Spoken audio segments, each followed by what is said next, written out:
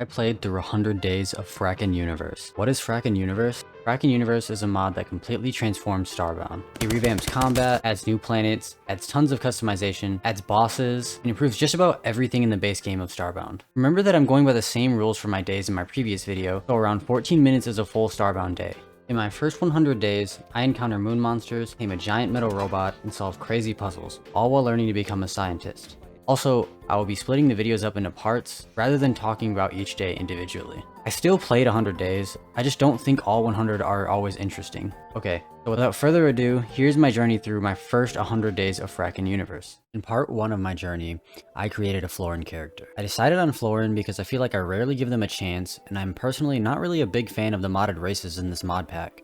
Also, Florin have 15% extra HP, which is a really nice bonus. And yes, I said mod pack because I actually added many mods on top of Fracken Universe. Some of the most notable being RPG Growth, Starforge, Extended Story, and Project Nightfall. Most of these are endgame, but RPG Growth affects early game just as much as the end. This mod allows you to choose between many different classes. You can become a knight, who excels in using shields and broadswords, or you can become a soldier, who prefers assault rifles and ranged weapons. Maybe you prefer exploration over combat, so you could be an explorer. There's even subclasses that you can choose between after picking your main class. You could become a ninja who's also a medic, or maybe you want to become a wizard and a weaponsmith. There's even specialization for those who hit level 30, which is basically combat style preference for each class. And yes, this mod adds XP and levels, so every time you kill something in game, it directly gives you XP and helps you upgrade your character. Every time you level up, you gain 1 stat point as well as 1 skill point. A stat point is useful for upgrading stats like vitality, dexterity, or intelligence, among others. All are extremely useful in their own way,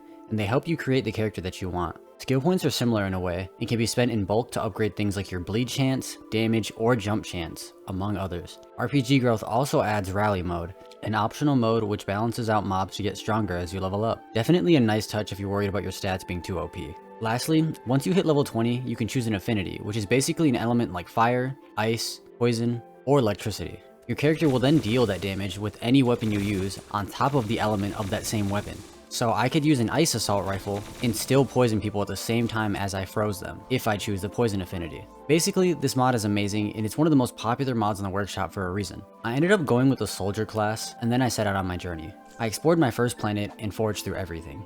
I chopped trees, mined iron, gathered coal, and explored a cave, gathering basic necessities such as plant fiber along the way. This will help me create salves, a crucial healing item that I use almost like every 3 seconds. After exploring my home planet for a time, I eventually stumbled across Vinalis. The first time playing this, I honestly thought he was some sort of boss, but he's just a tutorial NPC from what I can tell. He explains to me that if I want to get anywhere in this mod pack, I will need to master research. This is what I meant when I said I was becoming a scientist. Research is an essential part of Fracken Universe, which basically helps prevent you from just rushing through the game without learning a thing. Research is gathered passively, simply from just playing. You can then spend this research like currency to unlock new recipes that will advance your character. I honestly wasn't the biggest fan of this change, but I will say it is really nice to not just be overwhelmed with a bunch of random things to craft, as only things you research or essential items will be available to you in your crafting menus, so your crafting isn't just a clusterfuck. Although for faster learners, it could definitely be annoying having to sit and wait for your character to gain research, and there's no way around this either. Anyways, after learning the basics of research,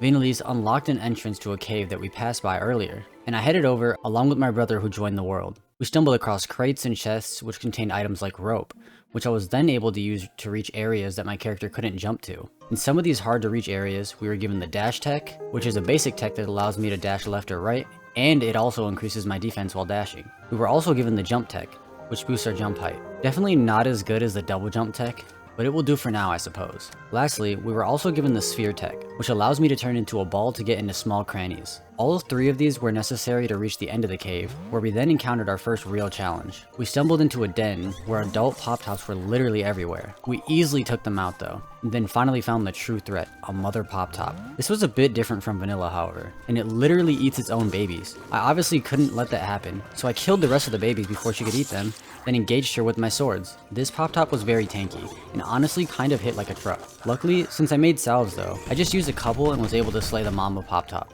and claim the Mama Pop-Top Claw, a sick tier 2 weapon. It was honestly really cool to see this monster turn into an actual boss, as it definitely is one of the few monsters that you can catch in vanilla that looks the part. Anyways, this unlocked a teleporter that we were able to interact with, which brought us to the Outpost, a hub where a bunch of NPCs sell stuff. It's also home to Esther, the main quest giver in Starbound. She has us do a bunch of annoying errands, and finally tasks us with looking for Floran clues. I explained this last video, but to summarize it, there are 6 artifacts that we need to obtain throughout the game for Esther, and 5 are located on missions that she would just give us after we scan clues. The last is just given to us by Esther later, so we only need to worry about 5. Anyways, after she tasks us with finding clues, I then explore the Outpost and speak to Dr. Akagi. He sends me on a test mech mission, which is slightly modified from vanilla. In Fracken Universe, rather than your mech's energy and health being the same, they are both separate, and your mech requires fuel to operate. You can also now fly freely on planets, which wasn't possible in vanilla. Also in this mod, you are no longer just given a free basic mech early game. If I want to fly around in a mech, I'm gonna need to build it myself. In order to do that, I will have to research a bunch of blueprints in my skill tree. I honestly kind of like this change because in vanilla, even though you get a free mech, it is the most annoying thing ever to grind for the items necessary to upgrade your mech. The only way to upgrade your mech in vanilla is to find mech blueprints which are only guaranteed on hostile enemy ships, which just randomly appear. Even if you do find mech blueprints, they're some of the hardest items to craft in the game. Each mech part requires dozens of salvage parts that only drop from monsters in space, and not every monster in space drops those items. Of the monsters that do drop the salvage parts, they only have a 35% chance to drop them. Keep in mind, some mech parts require like 25 salvage parts, so yeah, you get the idea. In Fracken Universe, most of the recipes from what I can tell are at least just craftable with items that don't require a tedious grind, so definitely a W for the mech changes. Anyways, after completing the test mech mission, I talked to Penguin Pete, who asked for help retrieving a shipment of fuel that never came. He wants me to go to the Urkius mining facility. This is optional, but I wanted the rewards, so I said yes, and prepped with my brother before heading there. While prepping, I gained enough research to learn how to make an STL drive, which is needed to go outside the solar system. I crafted it and also took the time to build a small home for a merchant in my ship, so that I could now sell items without having to teleport all the way to the outpost. I also crafted a hood to look more badass, and pulled my shield out of my lockers so that I could use it to cheese the Urkius boss later. With all my preparations in order, we headed over.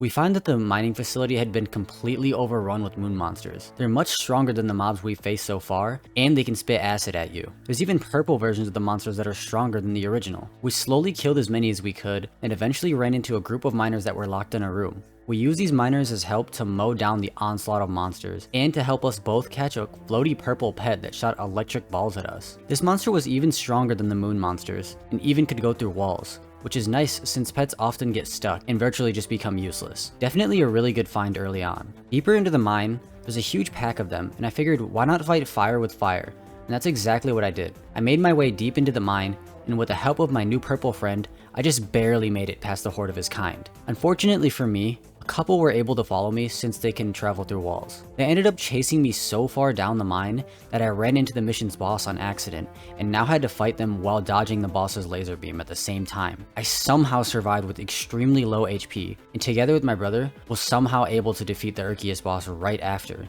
The boss wasn't much different from vanilla, other than the fact that there was more small mobs around to be more of a nuisance.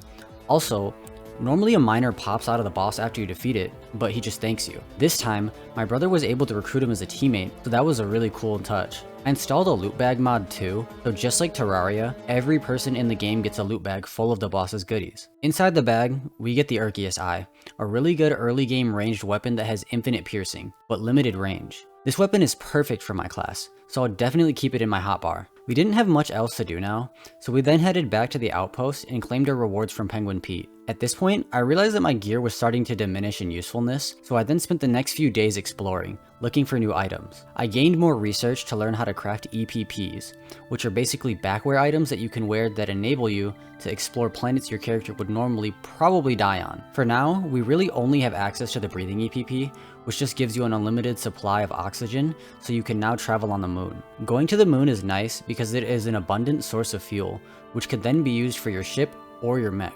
Also, fuel is reverted to work how it did in the Starbound beta, so now the distance that you travel affects how much fuel is used, as opposed to vanilla, where your ship would only ever use 100 fuel no matter what, regardless of the distance traveled. I honestly like this change too, because in vanilla, I only ever really traveled to the moon like once, and never again. It provides a much better incentive to actually interact with things that were meant to be in the game. Anyways, I crafted the breathing EPP and finally traveled to the moon. Traveling here is necessary to also craft a small FTL drive too, which is basically an upgrade to the STL drive the difference being that an STL drive only allows your ship to travel among one solar system, but a small FTL drive allows your ship to travel to any star you choose, effectively repairing your ship entirely. In order to craft the small FTL drive, you need to gather a minimum of fuel, which will allow you to use your research tree to unlock the crafting recipe for it. We're effectively killing two birds with one stone here, as I'll be able to upgrade my ship to travel anywhere, but I'll also gather the fuel to be able to do so all in one trip. I didn't gather much, but it was enough to learn how to craft the FTL drive. After that, I decided that I wanted to explore what Fracken Universe has to offer on planets, rather than progress through the story. I traveled to a desert planet in my solar system, which doesn't require fuel by the way, and then found a human campsite, and was notified of freakish hell beasts, and I was instructed to kill them for a reward. I accepted this quest, and with the help of my brother, fought them to the death. These guys honestly did quite a bit of damage, so I decided to keep my distance and mowed them down with this assault rifle I found. I'm not really sure where I originally got it from, but it was a really good find early on.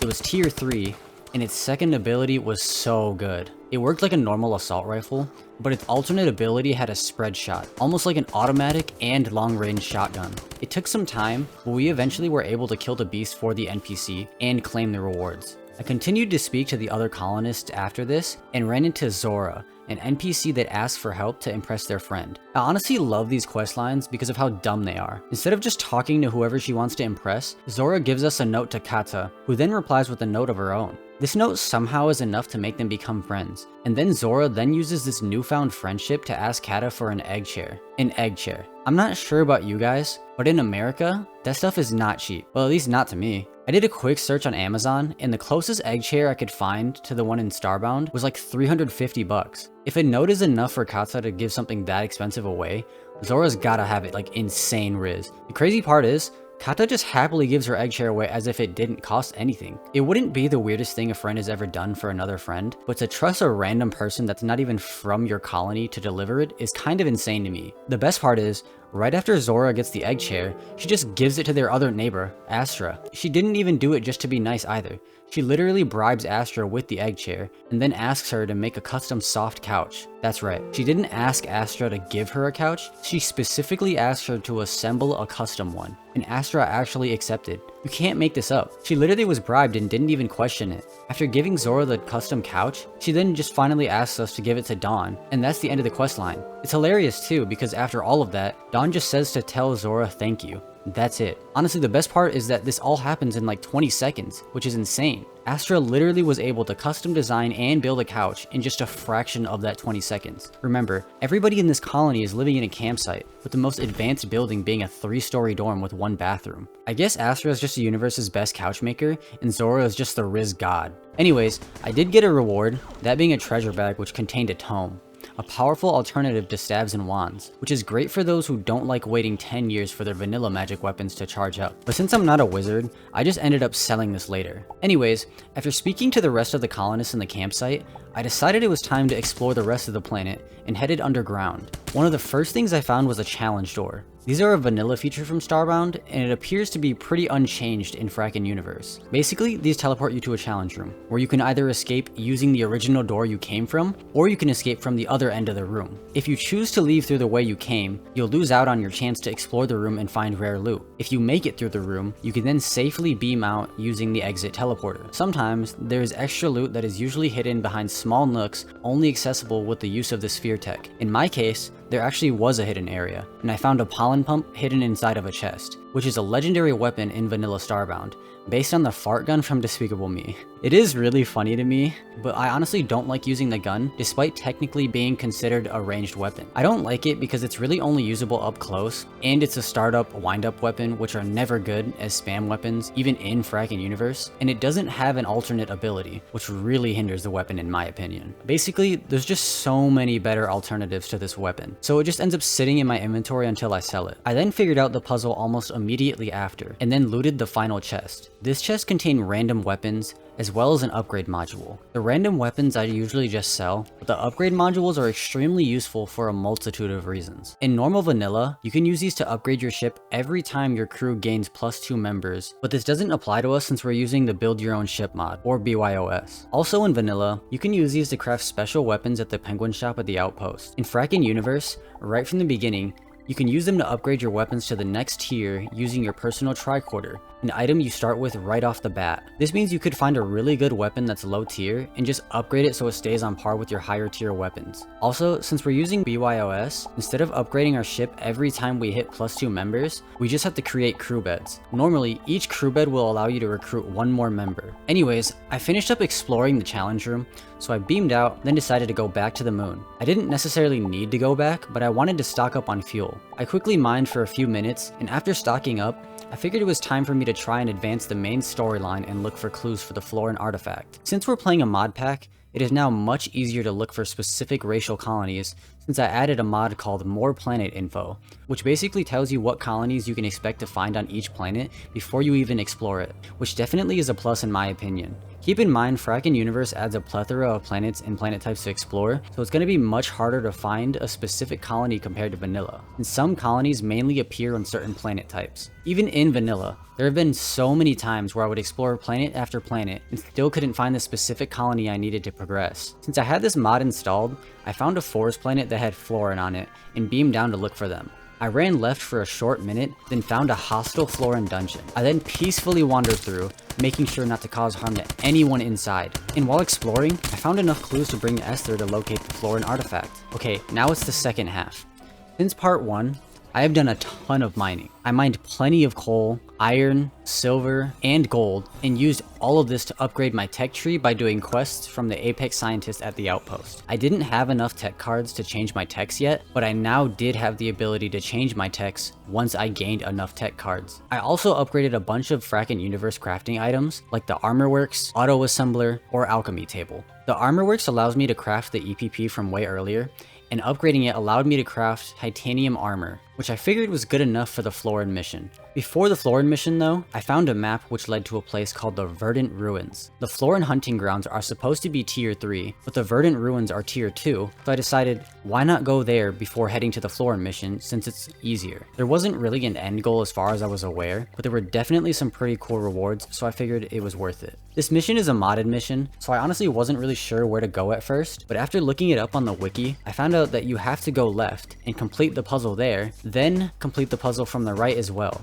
My brother was playing with me at the time, so to be more efficient, he headed right while I went left. I killed a few bandits and eventually had to do some extremely aggravating and difficult parkour since I hadn't upgraded my jump tech yet. It was so difficult for me to the point where I just gave up and had my brother do the parkour for me, since he chose a dragon that could literally fly off rip. After that, we then looked around for what felt like the longest time, just trying to find the next area to advance the mission. Eventually, we finally found an extremely long elevator that kinda pissed me off, because it kept glitching my character and pushing me off of it. But I got up to the top at some point. When I finally reached the top, a bunch of early game mobs spawned and I took my time slaughtering them all. Eventually, 2 Mama Pop Top spawned as well, and I swear these guys were on roids. I don't remember the original Mama Pop Top that we fought having anywhere near this kind of movement. Like, it honestly kind of reminded me of Warzone 1, with people just slide canceling behind you over and over. These 2 both lunged like crazy at us, and almost nearly killed me multiple times. Before they spawned, I honestly felt like the fight was gonna be a breeze, but it went from super easy to pretty difficult in just a matter of seconds. With my brother's help though, we managed to kill them in a pretty short time, and finally found the exit. Right before leaving,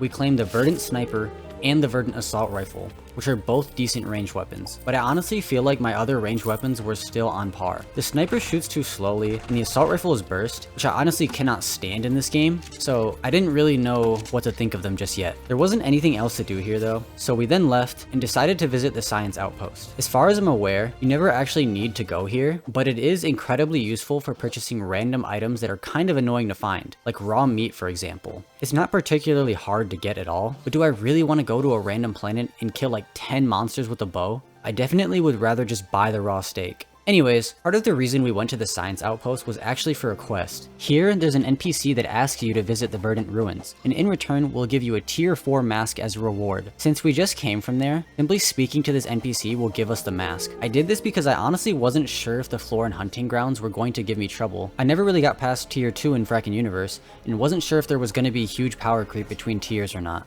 Even though I just did all of this preparation, right after claiming this mask, instead of just immediately going to the Floran hunting grounds like I was originally planning to, I came across a planet type that I had never seen before. And since I was basically falling back in love with exploring in this game, I just had to check it out. I figured that with my new gear that I should be fine, so I beamed down to explore what was called a wasteland planet, if I recall correctly. The planet had a weird mesh of looking vibrant and colorful, but still forgotten and kind of sad. I just headed towards my left and didn't really seem to find much except a few chests here and there, until I finally came across something that piqued my interest. I found some sort of green facility, maybe like a forgotten research lab of some sort. Well, maybe not forgotten, because there were random NPCs that were patrolling the area. As soon as I ran into them, they weren't all that I found though. Standing behind the NPCs was a gigantic yellow robot that looked awfully familiar. So Starbound has a lot of removed or reworked content, and this robot actually happens to be a removed feature. In the beta, it used to be a boss that you could fight, but I guess they just decided to never use it in the actual base game. Well, in Fracken Universe,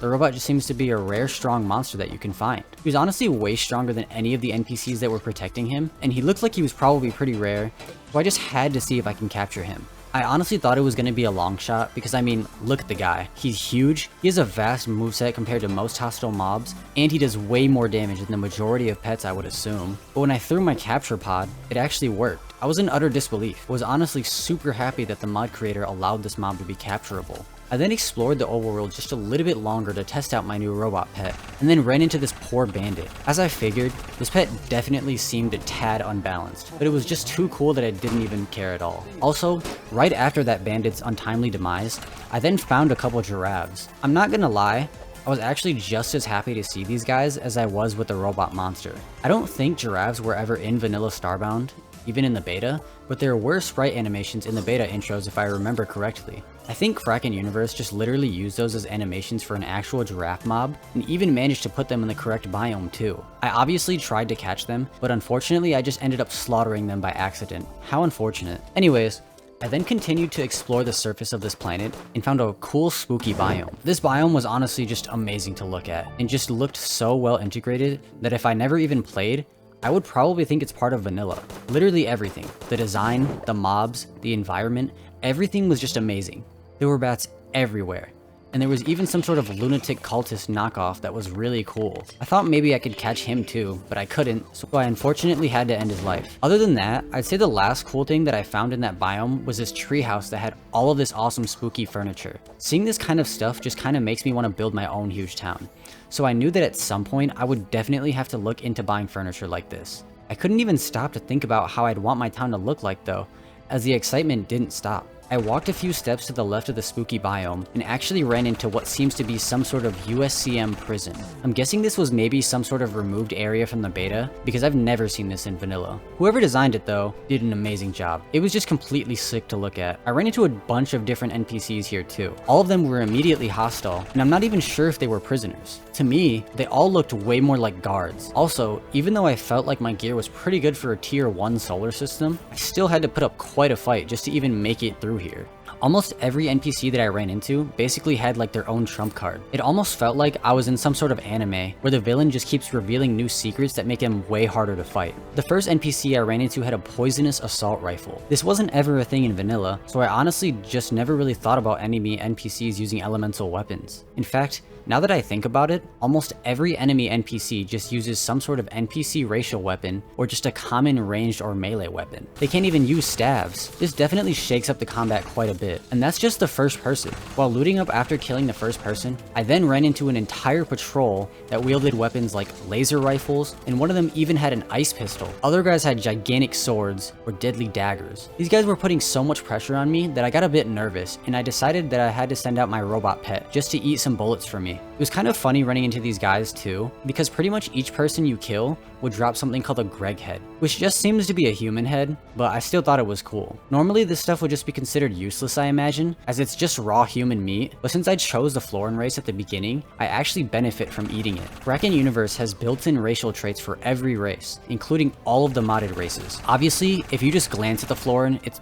pretty clear to me that they look like carnivores, and in Starbound lore, they're carnivores as well, so it makes sense that we're now limited to eating meat only. Unfortunately, that means that I constantly have to buy food unless I want to hunt a bunch of wild mobs with a bow. I mean, I guess I could just look for places like this and just stock up on Greg heads to eat. Anyways, after sending out my robot, he was able to help take out quite a few of the humans, but even he eventually died. He died a bit faster than I expected too, and I think it was due to the NPC AI. I'm not sure what it is exactly, but almost all of these guys were just charging me and keeping the pressure, unlike some of the vanilla NPCs we normally run into. Also, some of the NPCs we fought used crazy weapons like blue laser rifles that would instantly make my character super weak, or probably the most broken weapon in the prison, the disc rifle. A couple guys we fought had this weird chakram shooting weapon that bounced off walls. Normally I don't think this would be the hardest weapon to play around, but in this area, that weapon is pretty much perfect since we're surrounded by walls and short ceilings. Even though fighting these guys was pretty difficult though,